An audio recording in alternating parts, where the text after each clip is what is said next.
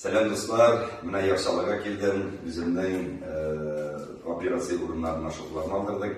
Bu benim yakın dostum Dinar. Bu Yarşalı'da birden bir kandidat nauk анестезиология, реанимация бойынша. Добрый день, Фирдус Ахмед. Дорогие друзья, если имеются какие-то проблемы в области детской патологии, в области различных нарушений, связанных с лор-процедурами, да, если вас интересуют пластические операции, методики проведения, различные варианты проведения анестезии, пожалуйста, обращайтесь.